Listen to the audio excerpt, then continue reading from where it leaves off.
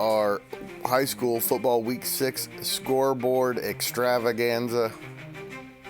We got more than an hour of high school football coming your way with co-host Michelle Garmon and guests Kevin Helfrich and Grant Shouse of the Action Sports Network, Richie Hall of the Noblesville Reporter, and Will Willems of the Lebanon Reporter joined us to talk about games in Grant, Hamilton, Madison, and Boone counties.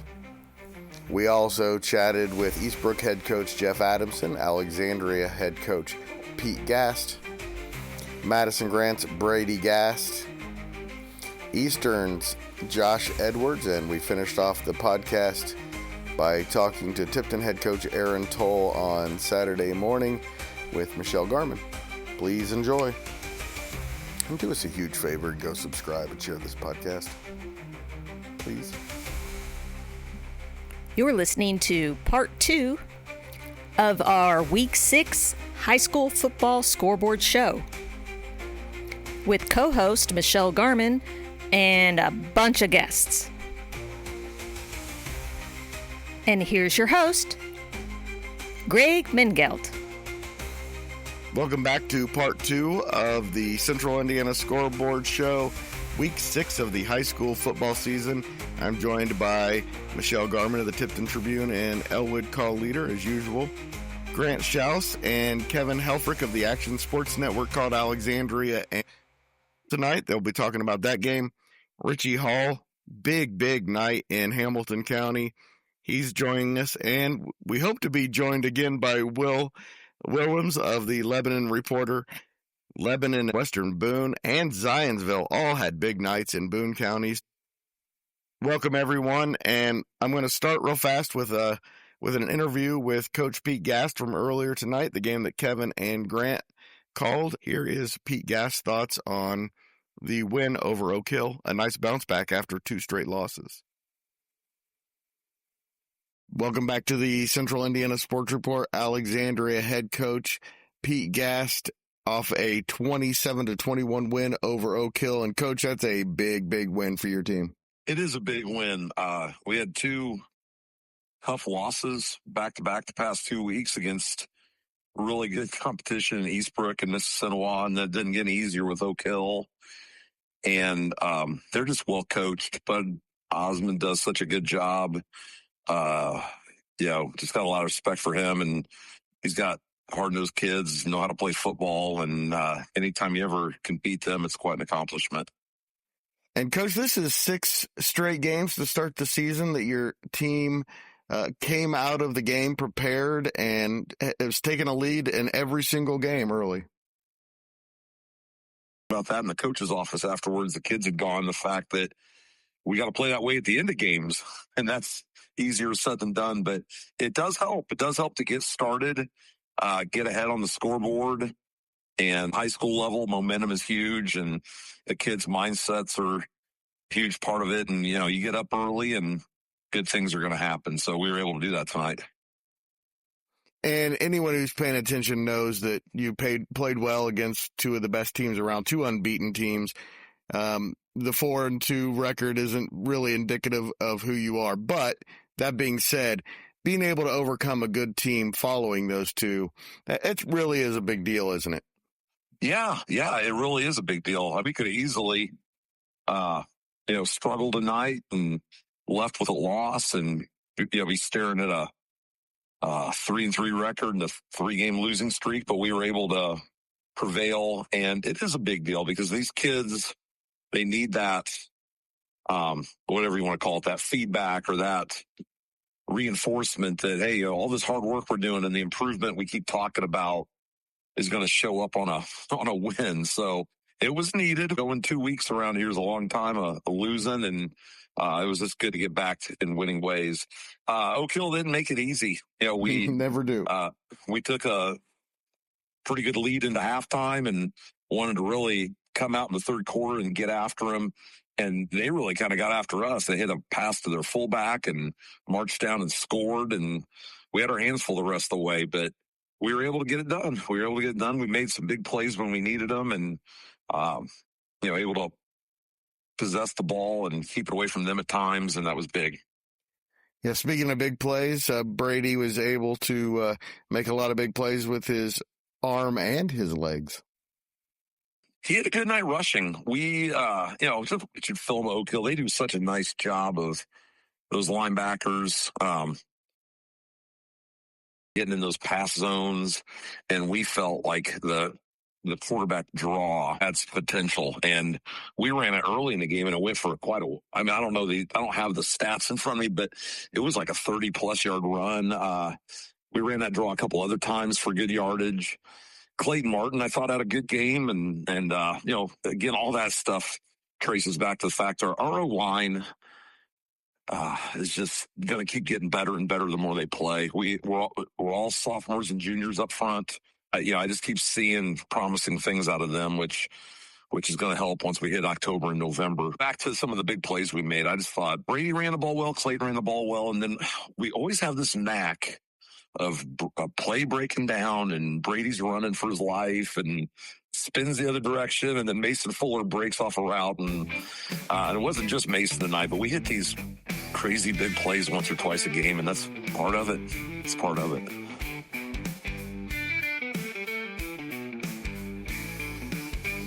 Way I expected it. And Kevin and I were talking beforehand about how we thought if you're Oak Hill and you win the toss, you should take the football and try and get points up on the board first. And Oak Hill won the toss, declined, and wanted the ball to start the second half, which is traditionally what you do see. But Alexandria was able to come down and punch it in on a quarterback keeper from Brady Gast on the 1-yard line. They went up early. They forced Oak Hill to punt the ball away. They got the ball back, and then they went down, and before you knew it, they were up 14-0. And this is an Alexandria team that can put points up on the board in a hurry. And Oak Hill, once they were able to settle in and put a drive together, they had a really nice drive. They got them within 14-7. Oak Hill really shot themselves in the foot too many times, that couple penalties. And Coach Osmond told us after the game, Kevin, that they kind of control their own destiny, but they got to put 4 quarters of good football together. Yeah, and he was a little disappointed. He felt like some of his guys were out of position on some of those scramble plays by Gast, and especially on that 4th down and 4 in the second half. And they had him all the way back to about midfield, but he was able to scramble around and find a Fuller, I believe it was, for a first down catch that just kept the drive going and ultimately ended up being the decisive touchdown there in the second half. Yeah, Oak Hill had a chance to get the ball back to put a drive down. They had a chance a couple times to tie the game if they got the ball back, and once when they did have the ball back. But it was 4th down. On 3rd and 4th down tonight, guys, just Oak Hill struggled to get off the field. Kevin, correct me if I'm wrong, but how many punts did Oak Hill force Alexandria into tonight? Not very many. The Tigers punted just once, and that came in the second half. In the first half, they converted 5 third downs and 2 4th downs. That was really the difference. Oak Hill just simply could not get off the field in that first half, and they had their opportunities, and you can't let a team like Alexandria convert on those kind of things, or it's going to be a long night. And Oak Hill did battle back and played much better, I thought, defensively in the second half, but it just wasn't enough.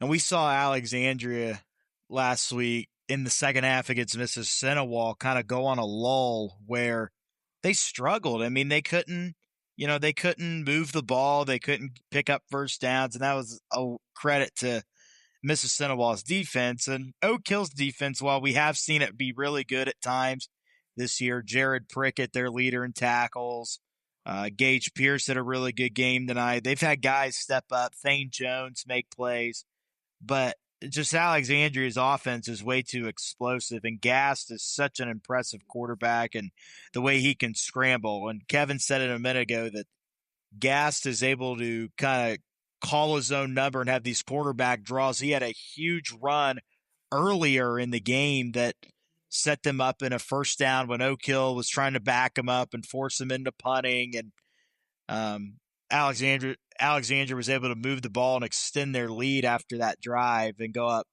27-14. And then Oak Hill was able to get it within one score, 27-21. It looked like that if Oak Hill got the ball back, they could maybe put a drive together where they could go down and tie the game and take the lead. Well, they got the ball on their last drive of the game and just simply couldn't move the ball. Jet Ott, their quarterback, moved back to throw it, was flushed in the pocket, ended up getting sacked all the way back down to their own 1 yard or their own 7-yard line inside their own 10, and then really had nothing to do, really couldn't do anything, actually converted what was a long third down pass on the sideline to Beckham Lamb for Oak Hill, who went upstairs, made a phenomenal catch on the far sideline in front of Oak Hill's bench, but just was out of bounds by a couple inches. And if he stayed in, would have kept the drive going. They would have picked up a big first down on 3rd and long. And they forced him to punt. And Alexandria picked up a couple first downs. They were able to milk the clock. Alexandria does a really good job, probably better than any team we've seen all year, of chewing clock and getting themselves into situations to let the clock bleed down. So that was a really impressive win, I thought, for Alexandria tonight. I mean, Oak Hill, you can't really be upset. They played hard, but they just got to put a full 4 quarters of football together. The most impressive thing for me tonight was the balance Alexandria had on offense. They not only threw for 180 yards, they ran the football for 159, and I thought that was a key for them tonight. They were able to mix it up and keep Oak Hill off balance defensively. And Alexandria snaps a 2-game losing skid, Greg, where they lost to Eastbrook and Mississinewa, and they snap Oak Hill's 2-game winning streak. So, some positives. Let's talk about Eastbrook and Mississinewa. So those two remain the 2 unbeaten teams in the conference. They play each other in 2 weeks. Eastbrook home next week, but Madison-Grant, of course, still in the race as well. For sure. But sure looks like Eastbrook, Mississinewa 2 weeks from now is going to be the one to watch. That's probably going to be for the conference championship. Madison-Grant and Alexandria will play each other in week number 8 down there at Alexandria, and that'll be really interesting to see how that one goes. Yep. So Madison-Grant will really be paying attention to what goes on between Eastbrook and Mississinewa. From what I've seen this year out of the CIC team, it definitely is going to come down to Eastbrook and Mississinewa, I believe. Those are the 2 teams, that are going to collide here in just a couple of weeks, like you said, and that's going to be a really fun football game for somebody to be at. Hopefully Grant and I may get that one, and we don't know for sure yet, but it's going to be I think that'll be a defensive struggle, honestly, because, Eastbrook pretty much runs the ball most of the night, and so does Mississinewa, and Mississinewa's had some injuries at quarterback position, and they've kind of switched some guys up here and there, so that's going to be a really interesting battle, but the Indians' defense is legit, and that's something that I think will give Eastbrook some trouble. Yeah, and we got our schedule today, Greg, and we have Mississinewa and Elwood next Friday, Marion and Lafayette Jeff in 2 weeks, and then we'll end the regular season with either one of Oak Hill versus Eastbrook or Mississinewa Madison-Grant. Either way, we're going to get a county versus county, be a good game, and we're looking forward to that last week. We were treated to a great game last year with Eastbrook and Oak Hill in the last game of the regular season. And so hopefully we get another good one there, but we're going to sit through 2 games that could be a struggle for at least one team the next 2 weeks, but we're really looking forward to that week 9. And I mean, guys, this year has just flown. Like this year has seemed like it's gone quicker than the others. For life, it just gets a little faster. That's what I'm thinking, Greg. Just a little faster every year. Jeff Adamson from Eastbrook, one of our favorites, and let's hear from him, and then I want to hear from Michelle, her thoughts on the CIC race. It was a good win for us tonight. Gives us another CIC win, which was good. I thought our defense played really, really well tonight. Gave us a lot of short fields and set up some quick scores for us. Thought the guys played pretty well. Defense has been playing really well for you, Coach. What's been the key to that? They've just been really consistent. I think guys just understand their positions and what we're expecting from them. out of those. I think they're getting into the scouting reports and doing a little bit of studying, which, really pays off. But I think we got a little bit more speed on defense than what we thought we had at the beginning of the season, too. And I think that's leading to, us get some turnovers, some sacks, some, big plays in secondary, too. Who played well for you tonight, Coach? We had a lot of guys play well. I think it was a good night for our offensive line. Our four guys on the defensive front, those guys just played really well. They got a lot of pressure on when Elwood was trying to pass, and did a really good job taking away the run. So I thought, that whole front group, the front seven, played really well. It's weird to say in a 42-0 loss, but this is a much improved Elwood team, isn't it? Oh, definitely. I think we talked earlier. I think, their Elwood's offense is unconventional in the sense that, nobody else in the conference is running it. And, kind of in an era where everyone is running a lot of spread with, 4 and 5 wide receivers. They're doing double tights. And I think it is a great use of the kids that they have. A lot of misdirection. It's hard to see the ball. And it's just hard to prepare for. And defensively, they did a really good job of just getting after the ball. Coach sitting at 6-0, 3 straight home games, but they're against Madison-Grant, Mississinewa, and Oak Hill. Some big tests ahead of you. Oh, definitely. I mean, I think for us, those are, typically the bigger games of the season for us anyway. They're county rivals, all that fun stuff. But I think just knowing, some of the guys that were coming back from each one of those teams, we kind of felt like those would be the better teams in the conference. And, Alexandria got a big win over Oak Hill tonight, if I saw that score correctly. So yes, that may affect, how some things finish up in the conference. But we just need to take care of, what we can control and play as well as we can. We've seen Madison-Grant on film just because we played Elwood this week and Madison-Grant played Elwood last week. And, man, they're huge. They've got some really good runners. Defense is really quick. Just got a lot of good players. And Coach Turner's done a really good job with those guys. Eastbrook, Mississinewa is going to be the showdown for the CIC. Here's what Madison-Grant's looking at, Michelle.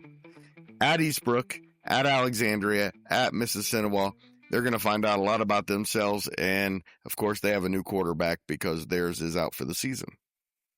Yeah, a little unfortunate for Madison-Grant. They're having to change up a quarterback.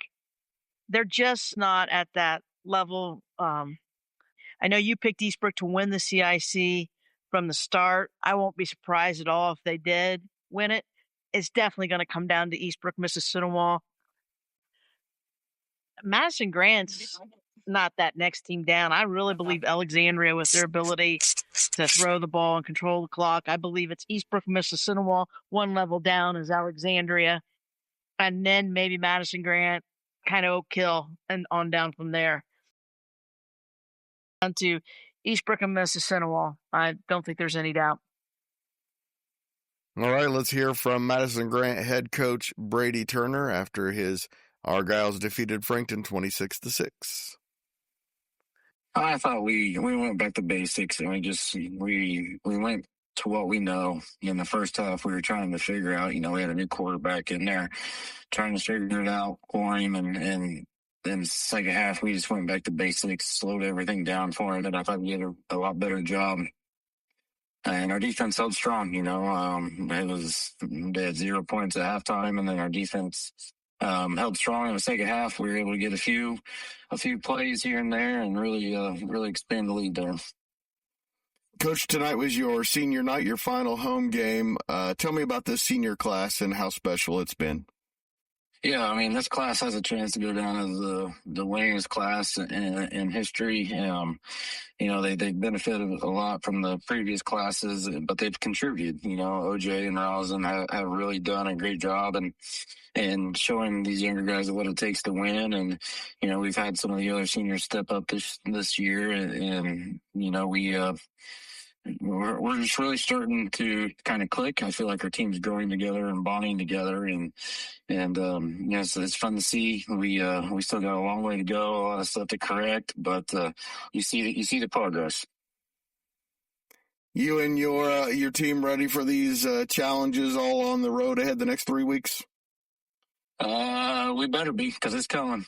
We know our schedule gets tougher here at the end. We got to get a lot better. Eastbrook's no joke. Alex no joke. Mississinewa's no joke.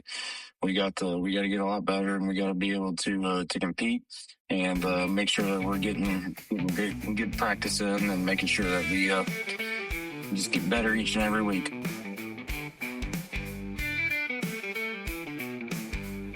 Much to Grant Shouse and Kevin Helfrich for joining us, and now we turn our attention to the conferences that a reporter, the Hoosier Crossroads and the Hoosier Heartland. Let's just start with the Hoosier Heartland. I know the game of the week was in the Hoosier Crossroads, but big win for Sheridan, the only unbeaten team in the conference now.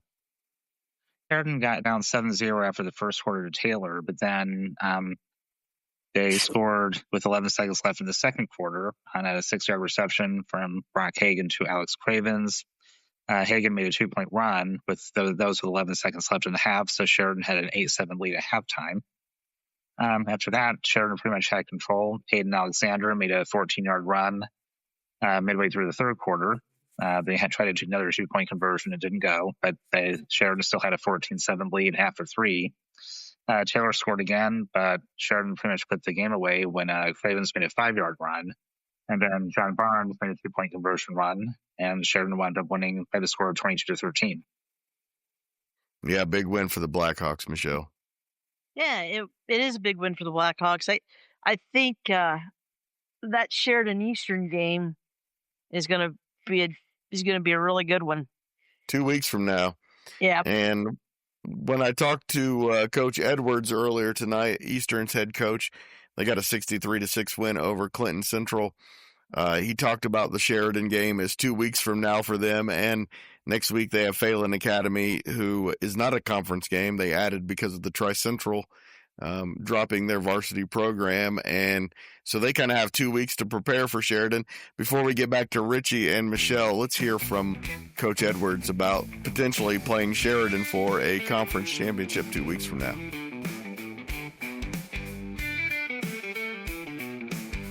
Hoping to get film on Phelan tomorrow. But I think they play tomorrow, so we'll have to see how that works out. We're focusing on us right now. This week, that's what we told the guys. We're going to focus on Eastern Comets, get back to being physical on the offensive line and executing the small details. And that's something that I've tried to stress. We really focused on that the middle point of last year when we were 1-4, getting back to the small details of doing things right as far as just basic football. And so that's kind of what I told the guys at the beginning of this week was we're going to focus on us these next 2 weeks. We're going to focus on becoming a better Eastern Comet football team, getting back to what we do well, and continuing to improve upon the things that we've done well up to this point. In 2 weeks, we've got Sheridan. We'll host Sheridan here for our senior night, which will be a big game for us, right? It's going to be probably determining the conference championship. And we would still have to win against Clinton Prairie, obviously, the following week. But if we don't beat Sheridan, then we are in trouble. So so these 2 weeks here, we're focusing on us right now. Not necessarily the opponent. Obviously, we put in a game plan and scouting reports, but we want to get back to doing what we do well. Again, defensively, we're getting better every week, which I love. The defense is just excelling right now, and they played very well against Taylor. Even though we lost, they had an outstanding game. We gave up a block punt for a touchdown that game, so we only really gave up 14 points defensively.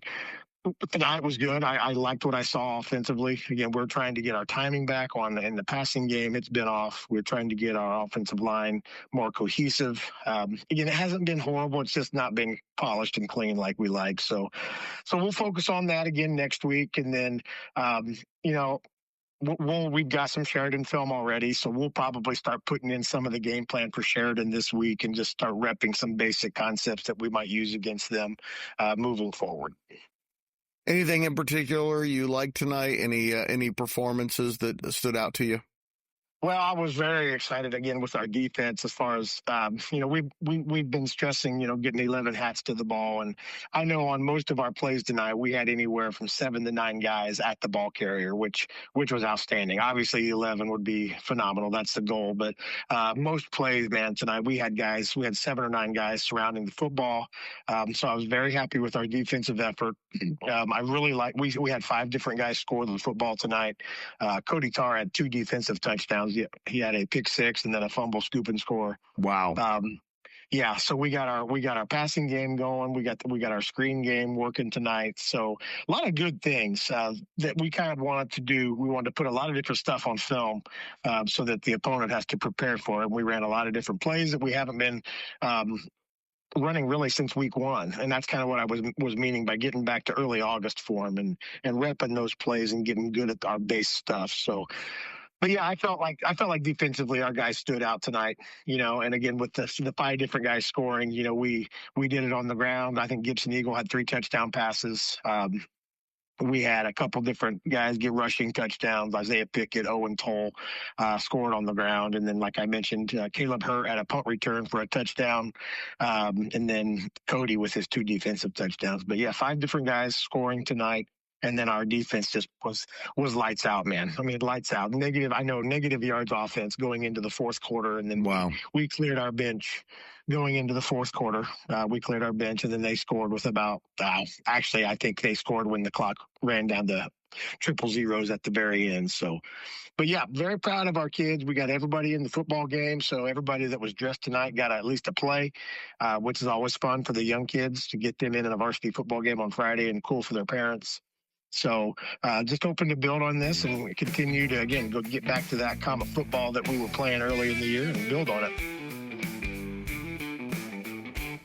Really good night for some teams in Hamilton County, Richie. Fishers beat Avon 29-15, and Carmel, huge win over North Central, but bit of a disappointment for Westfield. Wanted revenge for last year's state championship and came up just a little short against number 1 Brownsburg. They were hanging with Brownsburg pretty good. In fact, Brownsburg scored first. 74-yard passing touchdown in the first quarter. Westfield got on the board about 3:35 left in the first when they picked a field goal. Diego Herrera with a 38-yard field goal. Cooper Melvin scored in the second quarter with a 63-yard pass to a freshman, Caden Snow. Then all of a sudden, Westfield's up 10-7. Brownsburg, however, scored in the third quarter with a 11-yard passing touchdown, and they were able to hold a 14-10 lead all the way until the end of the game. Westfield was maybe not quite as good as we thought coming into the season. Maybe hadn't played quite as well as we expected. But if you hold Brownsburg to 14 points, you're a true state championship contender. Yeah, and Greg, Kyle telling us the other night though that Westfield got a couple key guys back. Richie, did they get a couple key guys back in linemen? Oh yeah, they do. They have quite a few linemen back. Kato June is back. Joe Maverick, the state qualifying wrestler, he's back. There's a lot of familiar names back. So yeah, maybe there might not. I mean, is Westfield maybe at the level they were last year? Probably not, but they're still at a pretty high level. Yeah, and also I think the Carmel game at the beginning of the season that may have shocked them a little bit, but I think Westfield's fine. Yeah, they're still playing at a pretty high level. Yeah, no doubt. Speaking of high levels, Carmel is now 5-1 after a 63-14 win over North Central. That's the game that you attended, Richie. They next have Ben Davis and then Warren Central and then Lawrence Central. So if the Greyhounds are as good as we think, they should probably go into the postseason 8-1. Yeah, I think so. I would think that's a pretty good possibility right now. I had to attend another event, so I couldn't get to Carmel until midway through the first quarter. They were already up 21-0, and it looked like it just wasn't. It was not even that close. Like they were putting JV players in by the second quarter. And, there was 63-0 at the third quarter. North Central finally scored with a few seconds left in the third, and then again in the fourth. So, it was pretty much total Carmel domination out at homecoming. Happen to know what Colner's passing and rushing yards were today? Colner probably did not pass the entire game. Yeah, he was 10 of 11 for 149 yards and 3 touchdowns. All right. Good for Anthony. Comes from a good family. Colner also had 1 rushing touchdown, too. So he had 50 yards and 4 rushes. So 4 total touchdowns for him. Another great performance from him. Richie, I've picked Hamilton Heights to win like every game this year, and then this week I got gun shy and didn't pick them to win. But it's been pretty obvious the last few weeks that they are good enough to beat good teams, and tonight they finally got it done. Logansport, they beat them. It was 22-14. A very good night for Drew Woodruff, their quarterback. He was 14 of 23 for 215 yards, 1 touchdown. He kind of spread the wealth in terms of receptions. Drake Chandler had 4, Cam Fleming, A.J. Flanagan both had 3. Then there were 4 more receivers with 1 catch each. Running game looks like it picked up a little bit. A.J. Flanagan, 74 yards on 18 carries. Still kind of like to see their running game get a little bit better, but I think they're on the right track. I know they had a little bit of a struggle to start the season, but hopefully that'll jumpstart them a little bit. All right, Richie Hall, thank you so much for your time and joining us tonight. Sorry we got behind and you had to stay up so late, but we really appreciate it. Oh, that's okay. Got to go check out Richie Hall's work at the Hamilton County Reporter. Thank you so much. What's the website again, Richie? ReadTheReporter.com. Everybody go do that. ReadTheReporter.com. Thanks, Richie. Okay, thanks, Greg. Thanks, Michelle. Have a good night. Good night. You too. And welcome back to the Central Indiana Sports Report. Will Willems of the Lebanon Reporter, who was with us a little earlier tonight and is now back to talk some Boone County football. And what a night it was in Boone County, Will. Yeah, second straight week that the county went 3-0. So that's all 3 teams are kind of finding their stride right now, and a couple teams are still in the hunt for conference championships. So that's always a good thing at week 6. Hey, Will, were you at the which game were you at?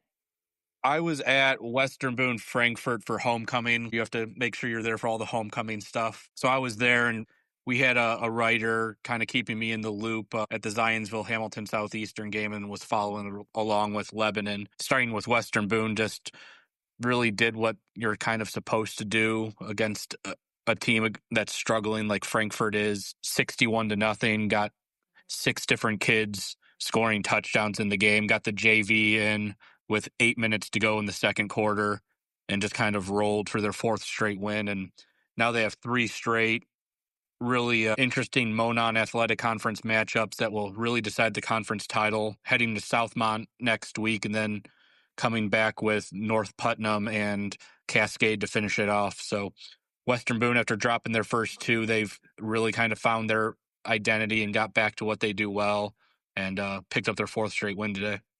I know that Frankfurt's not what you cover, but isn't it kind of sad how all of their athletic teams at, 10, 20 years ago, they just didn't lose games like by those scores?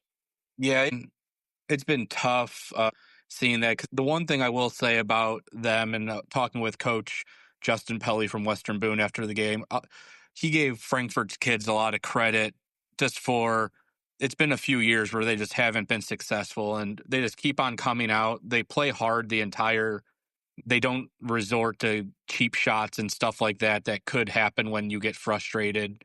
And they're putting in the work, and hopefully it starts turning around a little bit for them soon.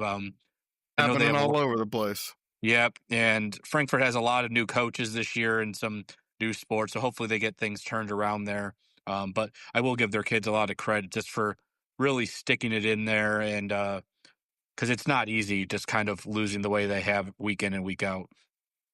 So, hey, Will, which of those Boone County teams is actually playing the best football right now, do you think? I think it's Lebanon right now. They had that loss to Pendleton Heights in week 1, and obviously Pendleton Heights has been on a roll pretty much since then. I think that maybe if they replayed the game now, it might even be a little bit different. Lebanon quarterback Chris Hill, who's a senior, but he hadn't played quarterback in a competitive game since 8th grade. And that start against Pendleton Heights was his first. He had been at Bishop Chatard for 3 years and wasn't playing quarterback, couldn't get on the field at quarterback. So he had moved in and transferred to Lebanon this offseason and really learned a brand new offense and was playing varsity football for the first time in that game. And he's gotten better and better each week, has a really good relationship with wide receivers Tandon Mondin and Jake Jones. They have a really good connection. They're starting to get some other guys involved too. And they're starting to believe, which is like the big thing, like 0-0 at halftime today, jump out 14-0. They got a Tandon Mondin scored, and then they had a turnover setting up another touchdown, get up 14-0. Triton Central, as good teams do, came back to tie the game, and immediately Mondin returned kickoff for 95 yards for a touchdown. So they're believing in what first-year head coach Josh Yoder is kind of getting them to do. They have some really talented players, and they got some interesting games coming up with they travel to Danville next week, and then they have Harrison the last week of the year. But kind of looking at their path, that sectional is kind of there for the taking, and they might be the favorite there right now. And they only have one sectional title in their history in 1997, I believe. So really good chance to get that second one. They mostly had some version of Roncalli or Chatard that's right. Cathedral. That's right. And then, with the last realignment, they kind of got moved north out of Indianapolis. I just pulled up their sectional field, and it really looks like it's Lebanon and Logansport. It's there for the taking if they won. I know that Culver Academy is always a really tough program, and Huntington North got them in the sectional championship game last year. I think it's looking like Logansport and Lebanon are the best two teams in that sectional, and hopefully Muncie Central might be the third best team, although Huntington North and Muncie Central probably pretty close. So hopefully the ping pong balls are nice to us and put Logansport on Lebanon on opposite sides, and we get a potential really good sectional championship game in a couple of weeks. How big a win is this for Zionsville as they have to close out their season? I know they play a very tough schedule themselves. Yeah, it was huge for them. They hadn't beaten Southeastern in I think 7 or 8 years, something like that. That's just kind of been their bogey team that they just haven't been able to find a way to beat. And Zionsville, they're beat up a little bit right now. They were missing a lot of guys the last couple of weeks and have found ways to win. Got a big boost. Running back Sam Manna got hurt in the Westfield game a few weeks ago. They thought he could potentially be done for the season, but got some good news at the doctor late last week, and he was able to come back today. And he looked like the Sam Manna that he was the first 2 weeks, rushed for 145 yards and 2 touchdowns, including a big back-breaking touchdown in the last couple of minutes after Southeastern had gotten back within 2. Zionsville recovered an onside kick, but Hamilton Southeastern had all 3 timeouts left, and Manna broke a 49-yard touchdown run to really seal that game off. That was big. They had some wide receivers really step up as well, just because of injuries. Theo Schott had a big touchdown catch, and then they had another one.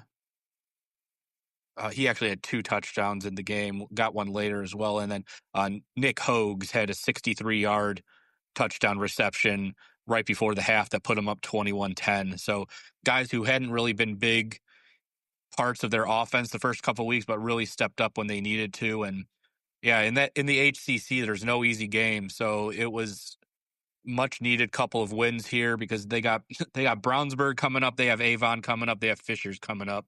And it would be really tough without some momentum going into those games. It could kind of have gotten really ugly before the sectional. They're at Brownsburg, and I think they're at Fishers at the end of the year as well. But yeah, they're home against Avon, and then we'll head to Brownsburg, which is not the most ideal place to play right now because I'm not sure if there's anyone in the state who's better than Brownsburg. I'm pretty sure there's not a better team than Brownsburg. Yeah. Carmel and Center Grove are certainly making their cases, but yeah, Brownsburg, oof.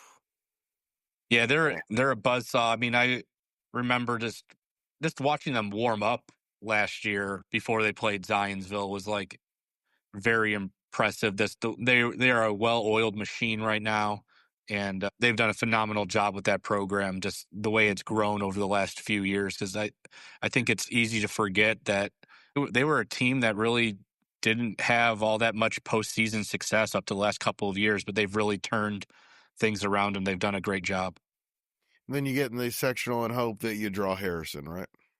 As weird as it sounds, as well as they're playing, like they felt good about the way that they played against Carmel in the scrimmage, because that's who they scrimmaged this year. And they had some success. Now, obviously, a lot of stuff changes over the course of the regular season, but they feel good about kind of that. And Westfield's always really tough and good. I'm with Westfield for a long time. Yeah, they were winning that game 2-3-0 at half, and then it was a really bad third quarter, cost them. And that's the thing with Zionsville; they're 3-3 on the year. Really, they're not that far away from being a 5-1 team. They really kind of gave that Lawrence Central game away in the second half. Had chances there, and really they forced 5 turnovers against Franklin Central and still found a way to lose, which is kind of tough to do. So they're not that far away from being a 5-1 team. They've done a really good job. Head coach Scott Turnquist and his group they've done a really good job of just getting everything kind of going, and hopefully they can find a way to win a game or two here heading into the sectional.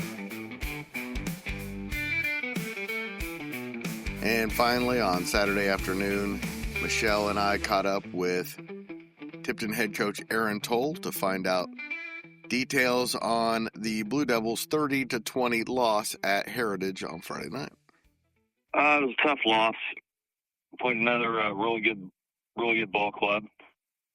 Just to kind of put it in perspective, they played Adams Central last Friday and got beat 14-7. Adams Central is the last 3 years has been the state runner-up in 1A twice and the 2A state champ, and beat Heritage 14-7. So very high caliber of opponent. I thought we did a lot of good things in the first half. We got off to a great start, kind of by accident. Honestly, we deferred and kicked off, and it wasn't a great kickoff, and it was kind of between their fullbacks and their deep guys, and we kind of outran them to the ball and actually recovered the opening kickoff. It wasn't really by design, and we really took control of the game. Honestly, we took about 6-7 plays and punched in. We were ahead 7-0 early, and we're run and did nothing but run the football. Was feeling pretty good at that point. Then it just they started wearing on us a little bit. Their quarterback, who was their tailback last year, was an 900 yard rusher last year. I was really impressed with him. But they moved him to quarterback due to injury, and I think he carried the ball 27 times last night. He's probably he's probably a North All-Star in my opinion. Ball's in his hands every time and we had trouble tackling him. And I was gonna say that's what I heard. I heard he was a slippery fellow. He was very slippery, and I think part of that was him being a really good player. I think part of it is at least last night we weren't very good tacklers. Unfortunately for you, I mean, you go into halftime. It's a good thing, but the second half couldn't have started worse for you. I mean, an interception and then a blocked punt. No, we did everything in the second half and it started with a in my opinion a really bad call on the opening kickoff. So we defer, so we get the ball second half. We're ahead. We're getting the ball. We kind of really pounded into our guys at halftime. Hey, this is a really important drive. We can go, put points on the board to go up by 2 scores. That's why we defer at the beginning of games. And we got a call that I've never ever had in a high school football game. I think everybody knows, but we run a wedge kickoff return. It's been very successful for us over the last number of years. And we got called for interlocking arms. I mean, the idea is you want to ring your guys and get shoulder pad to shoulder pad. We got called for interlocking arms, which obviously we don't teach. When a penalty gets called, we always ask, okay, well, what's the numbers? And we got the two numbers, and one guy is on the right-hand side of the wedge, and the other number's on the left-hand side of the wedge. That physically cannot happen. It can't happen. That would never, under no circumstance would that happen. So I don't know where that call came from, but that buried us inside the 10-yard line. So we had terrible field position. Yes, we threw an interception. It was a deep ball. So it's kind of one of those where kind of like a punt. Kind of like a punt kind of deal. But no, and then the block punt was that totally swung momentum, and we couldn't stop them. We couldn't stop them from there on out. It sounded like they also did a pretty good job of getting pressure on Quinn. They did late, especially late. They had a pretty cool system. They have a run stop defense. They had a 338-pound nose band. One of their defensive ends was 295 pounds, so like really big kids. And then they had like a NASCAR pass rush group. I mean, they would like totally swap defensive lines, and we struggled. We struggled with their pass rush when they knew we were going to pass. Once we were behind, and they knew we were going to pass, but they had those good athletes in there, those faster kids, and they sacked us a number of times there on the last drive or two. So it was a good play on their part. Honestly, we may look at it tomorrow. We may steal it. So it was a good play on their part. Penalties also hurt you guys last night. You guys were driving a couple of times, and you would have a silly penalty that would put you in second and long or whatever. I don't know. I've got to go back and look at it. But we made in the last couple of weeks. We made some silly mistakes. Just things I know that have been coached, and our kids know better. And it's just whether it's I don't know, guys getting tired, and we don't you don't think, and you make more mistakes when you're tired because we have more guys playing both ways because it's later in the year. I don't know. We've got to solve that issue because we went, for instance, we went for 2 last night, and we called a formation that we've run 100 times this year, and on our 2-point conversion play, we line up in the wrong position, so we don't have enough guys on the line of scrimmage. We've done it 100 times. It was just one of those things where it's kind of perplexing, and we got to figure out why that's happening, and then figure out how to make it stop. Well, some guys, it sounded, from what I was listening to, it sounded like Wolford had a pretty nice night for you on both sides of the ball. We're asking him to play both ways right now. So yes, again, I need to watch the film closer because he had a ton of tackle points. A lot of our linebackers did, but I know their quarterback had 27 carries for 213 yards too. So where are those tackles happening? I guess is what we need to figure out. If it's for a 6-yard gain, that's not helping us all that much. Williams is doing a great job for us. He brings energy. He brings a positive attitude. Just it doesn't matter what circumstances it is under. It is 100 mile an hour for him if he's down to the other kids. So we're very thankful to have him back this year, and we're kind of playing him in a different position. He was always a defensive lineman. He's now we're playing him inside linebacker, so I think there's a pretty steep learning curve. So I certainly hope you're right. I know he was over 20 tackle points last night, so I hope he played really, really well. your overall feelings through 6 weeks. I know you're probably a little disappointed with 3-3, but you look at the opponents, you look at the performances. Your thoughts about how it's gone? I'm not disappointed. Would I like to be better than 500? Sure. I'm telling you, our schedule. This is as tough a schedule as we've played in 10 or 12 years, probably since like 10, 11, 12, 13, right in that era, when the Hoosier Conference would have multiple teams in the state finals every year, whether it was Sheridan, LCC, Rensselaer, ourselves, all those teams. West Lafayette, thank you. Yes. I mean, we played, in my mind, we played 2 top 10 3A teams. Heritage is not far off of that, as they proved, as I said at the beginning of our interview. I mean, they played Adams Central last week, who's played in a state championship 3 straight games to 14-7. And is unbeaten this year, by the way, not just the last 3. And is unbeaten this year. So it was a very quality opponent. We've lost to 3 quality opponents. So are we happy with 3-3? No, but I think we need to be conscious of the fact that we've lost to 3 really good 3A football teams. Our sectional is as tough as it's ever been. Yeah. There's 2 or 3 or 4 ranked teams in there.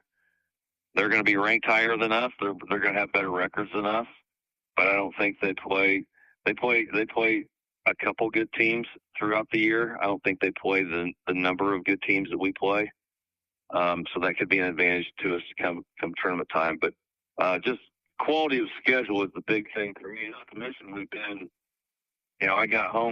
I locked the gates at 1:07 last weekend and at 12:45 last night. So, we're taking long bus rides and playing quality opponents. I mean, okay, we beat Rensselaer last week. Well, they beat LCC 40-7 last night. So it's not like they're a bad football team. I think we're growing up. I think we can still have a good, successful season at the end of the year, even though we're 3-3 right now. By the way, Coach, there's I believe 2 of the teams in your sectional are ranked last week. This week, I believe it'll be 4. Probably, yes. I mean, they weren't last week. They're going to be this week. More than likely, yeah. So it's going to be with the sectional draw 2 weeks from tomorrow, I think. So that's going to be a really interesting draw. I think that's probably going to have a lot to do with who wins. I think I'm going to throw ourselves in there. I think we're one of 5 teams that can win it. And I think a lot of it has to do with, that draw and how many of those good teams do you have to play? We ran into that last year a little bit. We had to play. I felt like there were four teams that could win it last year, or maybe even 5, and we had to play 3 of them to do it, and just couldn't sustain the amount of effort that it took to do that 3 straight weeks. That's really hard to do. So I think the draw is going to be a huge deal here in a couple weeks. And Aaron, one more thing real quick.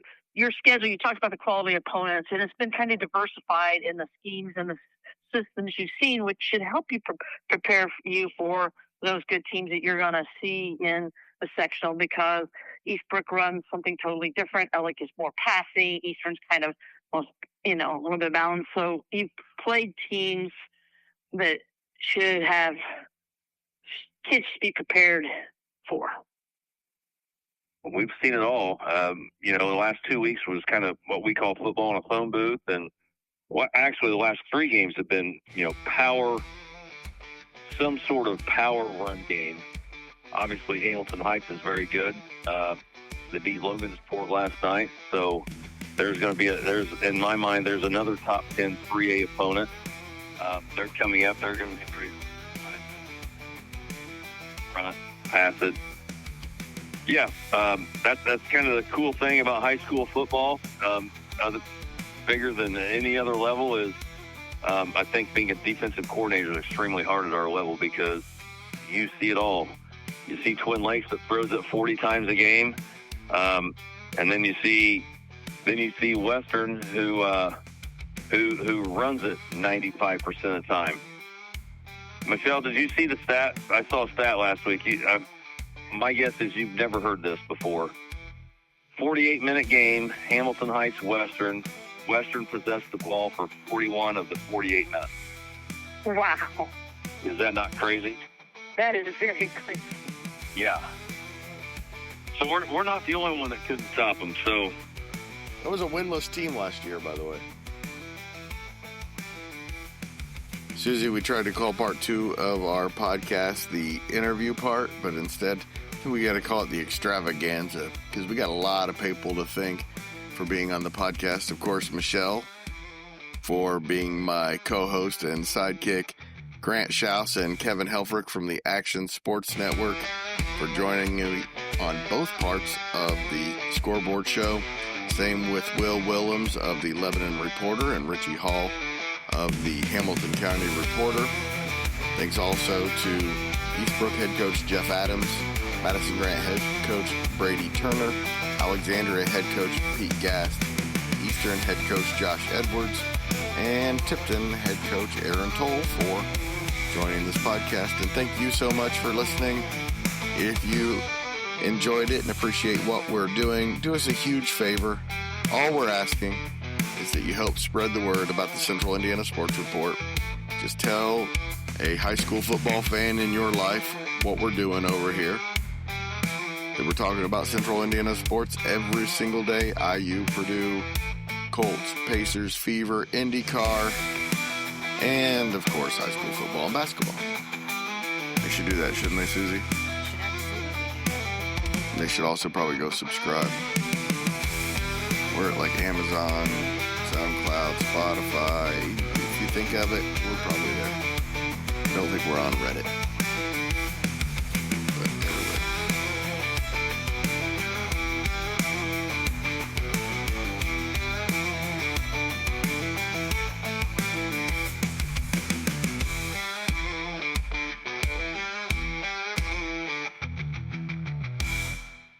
Central Indiana Sports Report is a product of ITG Media, and I love Susie.